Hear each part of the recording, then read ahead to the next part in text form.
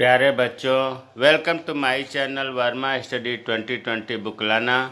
मैं UP board के class 11th के छात्र छात्राओं के लिए ज्योग्राफी सब्जेक्ट को हिंदी माध्यम से मैं फुल कोर्स कराऊंगा।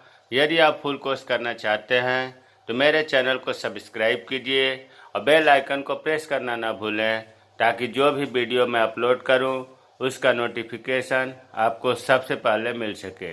प्यारे बच्चों, भौतिक भूगोल के मूल सिद्धांत पुस्तक में चैप्टर 5 आज शुरू होगा, जिसका नाम है खनिज एवं सैल, मिनरल्स एंड रॉक्स।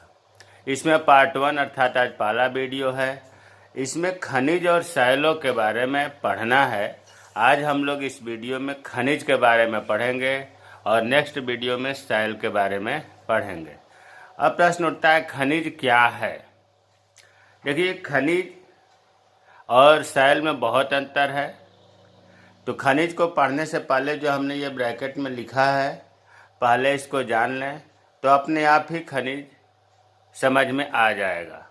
देखिए, लिखा है कि पृथ्वी के संपूर्ण परपटी में, परपटी, संपूर्ण परपटी को भूपटल, भूपरपटी, अंग्रेजी में क्रस्ट कहते हैं, जो सबसे ऊपरी परत होता है पृथ्वी का। बताया गया है कि सबसे ऊपरी परत भूपरपटी, जिस पर हम आप रहते हैं, वनस्पतियाँ, पेड़ पौधे, जीव जंतु रहते हैं। उसके नीचे मेंटल होता है और उसके नीचे कोर होता है।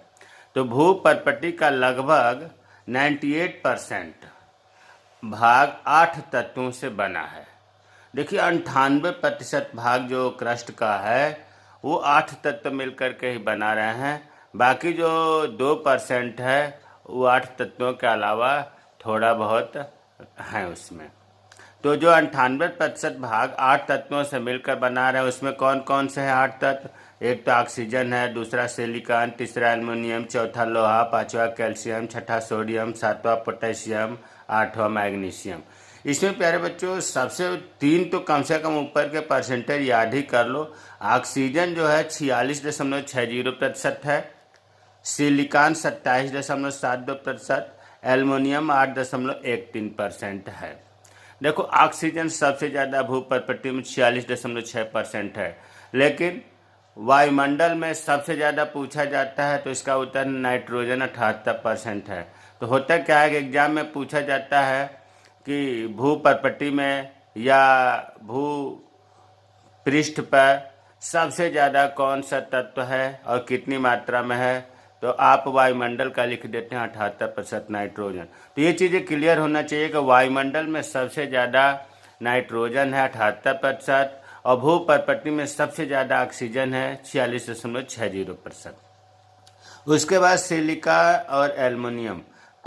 आपको ध्यान होगा, पृथ्वी की आंतरिक संरचना में मैं बताया था कि जो भूपरपटी है इसमें सियाल की मात्रा ज़्यादा होती है, मेंटल में सीमा की मात्रा ज़्यादा होती है और कोर में नीफे की ज़्यादा मात्रा होती है। सियाल का मतलब मैंने बताया था SiAl, Si से होता है सिलिकॉन और Al से होता है एल्युमिनियम। तो जब सियाल है तो निश्चित रूप से सियाल की परसेंटेज मात्रा ज़्यादा होगी। तो सियाल Si सिलिकॉन 27.72% और एल्युमिनियम 8.13%। तो भूपरपटी का नाम लेते ही दिमाग में सियाल आ जाना चाहिए। सिलिका और एल्युमिनियम की मात्रा याद करना भूलेगा नहीं, और ऑक्सीजन तो सबसे ज़्यादा है। फिर उसके बाद जो ये 8 तत्व से भूपरपटी बना है, ये 8 तत्व स्वतंत्र अवस्था में नहीं होते। स्वतंत्र अवस्था का मतलब कि ये अलग अलग नहीं होते। देखो, प्रायः शब्द लगा है, मतलब ज़्यादातर ये यौगिक होते हैं। जब दो तत्व आपस में, 2 या 2 से अधिक तत्व आपस में क्रिया करके जब कोई यौगिक बना लेते हैं तो उसे यौगिक कहते हैं। तो 8 तत्व जो है स्वतंत्र अवस्था में नहीं होते हैं, लेकिन इतना नहीं है कि 100% कुछ होते हैं, बल्कि ये यौगिक में होते हैं। जैसे मान लो हाइड्रोजन है, हाइड्रोजन के 2 अणु और ऑक्सीजन के 1 अणु मिल करके ये पानी बना दिया, ये यौगिक कहलाएगा। और अगर अकेले कहें हाइड्रोजन तो हाइड्रोजन तत्व हो गया, ऑक्सीजन तत्व हो गया। तो इस प्रकार से ये समझ रहे हैं, ये तत्व अलग अलग नहीं होते, बल्कि ये आपस में मिल करके क्रिया करके यौगिक बनाते हैं, और इन यौगिक को ही खनिज पदार्थ कहते हैं। जो भूपरपटी में 8 तत्व हैं, जिनसे यौगिक या नया पदार्थ बनता है, ये आपस में क्रिया करके एक पदार्थ बनाते हैं, इन पदार्थों को ही खनिज पदार्थ कहा जाता है। और ये यौगिकों के कारण ही इस समय पृथ्वी पर 2000 प्रकार के खनिज पाए जाते हैं। लेकिन सबसे महत्वपूर्ण कितने हैं? 6 खनिज हैं, और इन 6 के बारे में आगे हम पढ़ेंगे। तो अब आपको इस ब्रैकेट से पता चल गया होगा कि भूपर्पटी में जो 8 तत्व हैं वो स्वतंत्र अवस्था में नहीं होते, बल्कि यौगिक के रूप में, पदार्थ के रूप में होते हैं, जिन्हें खनिज पदार्थ कहा जाता है। अब देखिए परिभाषा देखते हैं। भूपर्पटी पर पाए जाने वाले तत्व प्रायः अलग अलग नहीं मिलते। आ गई बात ना। पाए जाने वाले तत्व जो 8 तत्व हैं, अलग अलग मतलब स्वतंत्र अवस्था में नहीं मिलते, बल्कि ये दूसरे तत्वों के साथ मिलकर विभिन्न पदार्थों का निर्माण करते हैं। विभिन्न पदार्थों का मतलब यौगिक का निर्माण करते हैं। इन पदार्थों को ही खनिज कहा जाता है, मिनरल्स कहा जाता है। दूसरे शब्दों में खनिज एक ऐसा प्राकृतिक कार्बनिक एवं अकार्बनिक तत्व है जिसमें एक क्रमबद्ध परमाणुविक संरचना, निश्चित रासायनिक संगठन तथा भौतिक गुणधर्म पाए जाते हैं। अब ये देखो, ये जो परिभाषा है ये साइंटिफिक है। मतलब खनिज पदार्थ जो है प्राकृतिक तो है ही, आदमी नहीं बनाता है, नेचुरल है। और कार्बनिक का मतलब इसमें कार्बन की मात्रा भी होती है, कुछ में कार्बन की मात्रा नहीं होती है। और ये क्रमबद्ध परमाणु, इसका एक स्ट्रक्चर होता है, परमाणुओं से बना होता है। जैसे अभी हमने बताया कि पानी में हाइड्रोजन के 2 अणु और ऑक्सीजन के 1 अणु होता है। तो इस प्रकार से इनका परमाणुविक स्ट्रक्चर होता है, इनका रासायनिक संगठन होता है, और भौतिक गुण भी होता है। भौतिक गुण का मतलब हुआ कि इनका रंग कैसा है, इनका चमक कैसा है, इनका क्रिस्टल का आकार कैसा है, तो भौतिक गुण हुआ। तो ये भी परिभाषा खनिज पदार्थ का है। अब देखो ब्रैकेट में हमने लिख दिया जानकारी के लिए, खनिज का निर्माण 2 या 2 से अधिक तत्वों से मिलकर होता है। अभी आपने ऊपर देखा कि स्वतंत्र अवस्था में या अलग अलग अवस्था में नहीं होता है, इसका मतलब 2 या 2 से अधिक मिलकर के बनता है खनिज। लेकिन कभी कभी एक तत्व अपने आप में खनिज होता है, जैसे सल्फर, तांबा, चांदी, सोना, ग्रेफाइट, ये एक तत्वीय खनिज भी हैं। तब आपको क्लियर हो गया कि एक तत्व भी खनिज होते हैं, लेकिन प्रायः यौगिक ही होते हैं। अब आते हैं खनिज तत्वों का वर्गीकरण या खनिज पदार्थों का वर्गीकरण। देखिए लिखने को मैं लिख देता हूँ, लेकिन ज़्यादातर आप रटिए नहीं से समझिए। अब जैसे खनिज पदार्थों का वर्गीकरण, धात्विक खनिज, अधात्विक खनिज। आप किताबों में पढ़ेंगे तो धात्विक खनिज में धातु का अंश पाया जाता है, अधात्विक खनिज में धातु का अंश नहीं पाया जाता। कहीं आप ये भी पाएंगे कि धात्विक खनिज में लोहा होता है, अधात्विक खनिज में लोहा नहीं होता है। लेकिन धात्विक खनिज में कुछ ऐसे भी खनिज हैं जो लोहा नहीं होता, वहाँ आपकी बात फेल हो जाती है। हाँ, धातु तो समझ में आ रहा है कि धात्विक खनिज में धातु होता है। और यहाँ एक चीज़ बता दूं कि धातु को पिघलाया जा सकता है, गर्म करके उसे पिघलाया जा सकता है, शुद्ध किया जा सकता है। तो इसको इस तरह से ज़्यादा कहा जाए कि देखो खनिज तो धरती से निकाला ही जाता है, पृथ्वी के भूगर्भ से। धरती से निकाले जाने के बाद जिन खनिजों को पिघलाकर शुद्ध किया जा सकता है उन्हें धात्विक खनिज कहा जाता है। कितनी आसान परिभाषा है कि जिन खनिजों को पिघलाकर, भाई जो जैसे मान लो कोई चीज़ निकाला जाता है तो वो शुद्ध थोड़ी नहीं होता, उसमें कंकड़, पत्थर, राख, मिट्टी, ढेर सारे चीज़ होते हैं, तो उन्हें गर्म करके शुद्ध किया जाता है, पिघला करके शुद्ध निकाल लिया जाता है।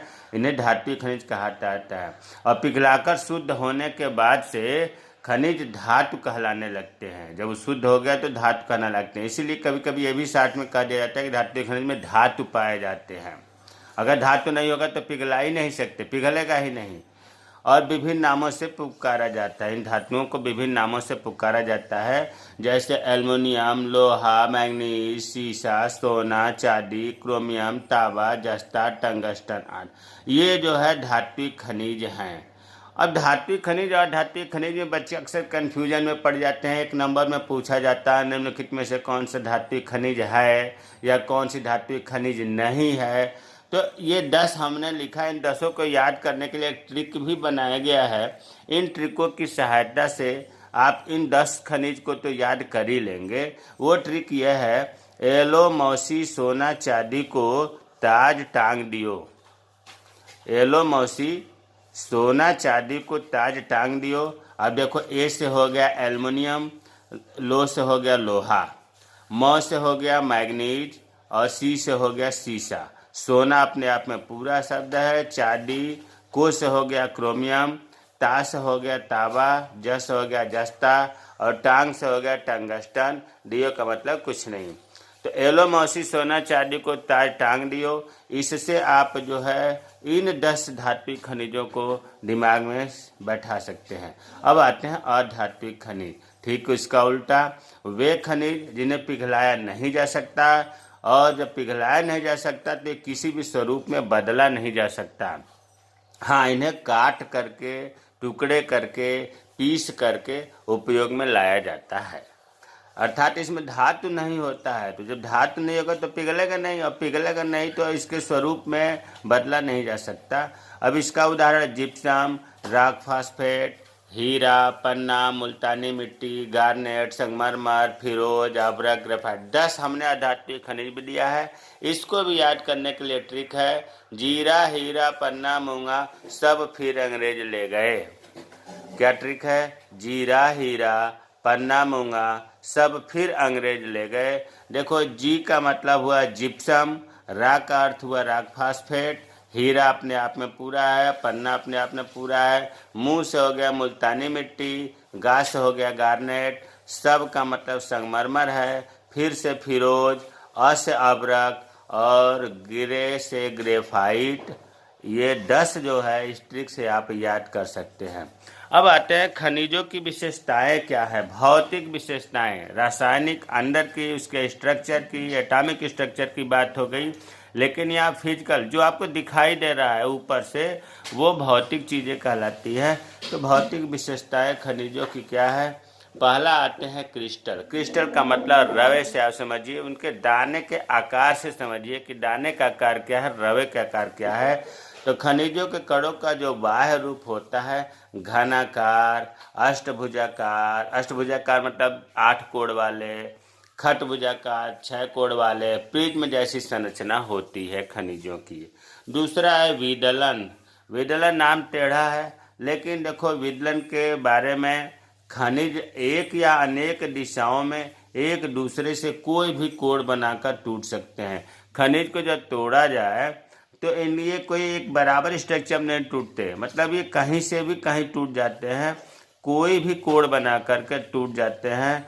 इन्हें टूटने को, कोई भी कोण पर टूटने की दिशा को या इसके गुण को हम विदलन कहते हैं।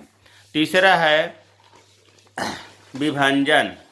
विभंजन विभंजन जो है, विभाजन से आप ले लें कि ये कठोर होता है खनिज पदार्थ, और ये कठोरता के कारण इनका टूटना कठिन होता है। मतलब इसका जो स्ट्रक्चर है, आंतरिक स्ट्रक्चर है, वो बहुत जटिल होता है, आसानी से टूटता नहीं है। तो कठोरता के कारण जब ये टूटना कठिन, उसे हम विभंजन कहते हैं। तो अभी तक आपको 3 बताया गया। पहला बताया गया क्रिस्टल, दूसरा बताया गया विदलन और तीसरा बताया गया विभंजन। चौथा है चमक। प्रत्येक खनिज की अपनी चमक होती है, जैसे रेशमी, ग्लासी, मेटेलिक। चमक उसकी शाइनिंग लाइट से है। पांचवा है रंग। खनिजों का रंग जो है उसकी परमाणविक संरचना के कारण होता है, उसका जो आंतरिक संरचना है उसके कारण रंग होता है। जैसे मैलाकाइट, एजुराइट, इनके जो है कलर ही होता है, स्ट्रक्चर वैसा होता है। लेकिन कुछ खनिज में अशुद्धियों के कारण इनके रंग आते हैं। उनका रंग नहीं होता है खनिज का, लेकिन उसमें जो अन्य पदार्थ मिले होते हैं उनके कारण रंग आता है। जैसे क्वार्टज का रंग सफ़ेद भी हो जाता है, हरा भी होता है, लाल भी होता है, पीला भी होता है। यह अशुद्धियों के कारण होता है। जबकि क्वार्टज का कोई वाइट मतलब सफ़ेद ही होता है, लेकिन अशुद्धियों के कारण ये विभिन्न प्रकार के रंगों में होता है। धारियाँ, खनिजों में जो विभिन्न रंग होते हैं उनके मिश्रण के कारण धारियाँ भी दिखाई देती हैं। पारदर्शिता, खनिजों में पारदर्शिता के कारण जो है प्रकाश की किरणें आर पार, पारदर्शिता का मतलब ही होता है कि आर पार प्रकाश की किरणें को पहुंच जाना। और कुछ खनिज अपारदर्शी भी होते हैं, अर्थात प्रकाश की किरणें आर पार नहीं पहुंचती हैं। संरचना, प्रत्येक खनिज की संरचना भिन्न भिन्न होती है, अलग अलग होती है, जटिल होती है। कठोरता अभी आपने ऊपर भी पढ़ा कि खनिज कठोर भी होते हैं, लेकिन कठोर ही के साथ साथ कुछ खनिज कोमल भी होते हैं। लेकिन हाँ, इतना जरूर है कि अधिकांश खनिज कठोर ही होते हैं। तो आपको 9 जो है भौतिक गुण बताया गया। हमें उम्मीद है कि इसमें कम से कम 6-7 तो आप याद कर ही लेंगे। अब आते हैं जो अभी आपने पढ़ा था कि इस भूपर्पट्टी में लगभग 2000 प्रकार के खनिज पाए जाते हैं, लेकिन इसमें से 6 खनिज जो है महत्वपूर्ण है। और ये भी आपको पता है कि 8 तत्वों से मिल करके पूरी भूपर्पट्टी बनी हुई है, 98% बना हुआ है। तो जो 2000 में 6 महत्वपूर्ण खनिज हैं, उनमें फेल्डस्पर है, क्वार्टज है, पायरॉक्सिन है, एम्फीबोल है, माइका है, ओलिविन है। इन 6 के बारे में इनकी विशेषता को देख लेते हैं। देखो, फेल्डस्पर को कहीं कहीं फेल्डस्पार भी लिखा हुआ है, दोनों सही है, कंफ्यूजन मत होइएगा। फेल्डस्पर भी सही है, फेल्डस्पार भी सही है। सिलिकॉन और ऑक्सीजन सभी फेल्डस्परों में उपस्थित होते हैं।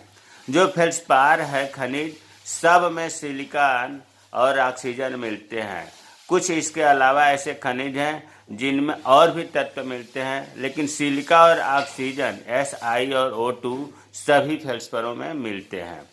पृथ्वी की जो परपट्टी है, भूपर्पट्टी, उसका आधा भाग 50% फेल्डस्पार से बना हुआ है। इसका मतलब कि बहुत महत्वपूर्ण है। आधा भाग भूपर्पट्टी का किससे बना है? फेल्डस्पार से। और इसमें सबसे ज़्यादा कौन से तत्व उपस्थित होते हैं? सिलिका और ऑक्सीजन। अब फेल्डस्पार का रंग कैसा है? हल्का क्रीम से हल्का गुलाबी होता है। हल्का क्रीम से हल्का गुलाबी होता है। और फेल्डस्पार का उपयोग किस में करते हैं? चीनी मिट्टी के बर्तन बनाने में और कांच बनाने में इसका उपयोग किया जाता है। चीनी मिट्टी के बर्तन, मूर्तियाँ भी बनती हैं, कप भी बनते हैं, प्लेट भी बनते हैं। चीनी मिट्टी के बर्तन तो हर घरों में देख ही रहे हैं ये। और कांच बनाने में फेल्डस्पार का प्रयोग होता है। दूसरा है क्वार्टज। क्वार्टज का इतना महत्व है कि क्या बताया जाए। क्वार्टर रेडियो में, रडार में, या आप देखे होंगे हाथ वाली घड़ी जो बच्चों के लिए कम दाम में आती है, 50-60 रुपए की, जिसमें अंक मतलब टाइम जो है जलता बुझता है, वो जो है क्वार्टज का ही कमाल है।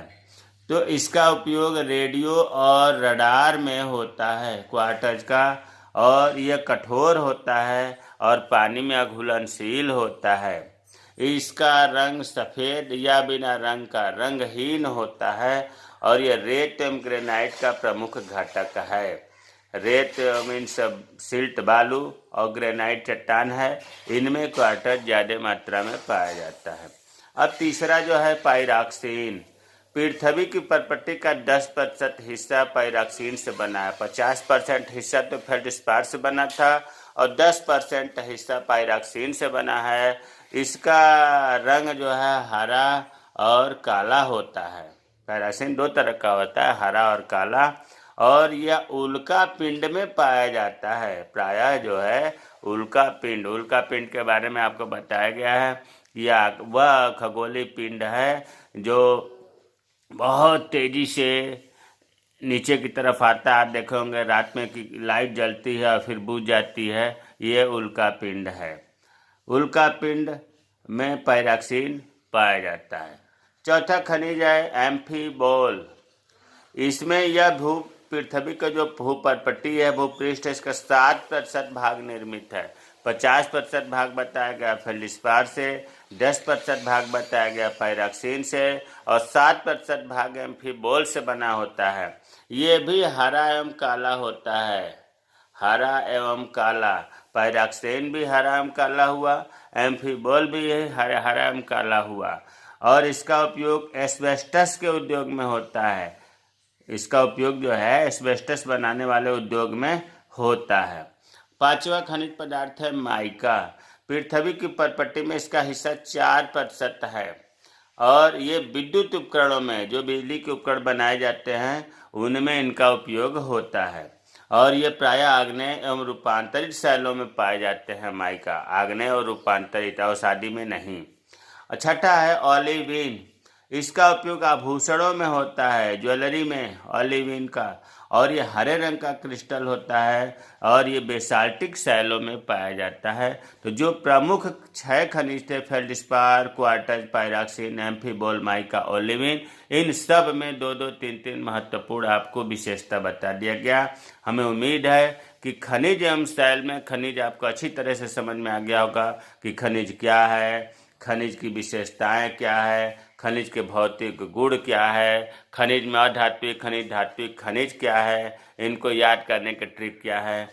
प्यारे बच्चों, मेरे चैनल को सब्सक्राइब कीजिए और आप उनको शेयर करिए जो नहीं पढ़ सकते, जिनकी आर्थिक स्थिति खराब है, किसी का भला हो। जय हिंद, जय भारत।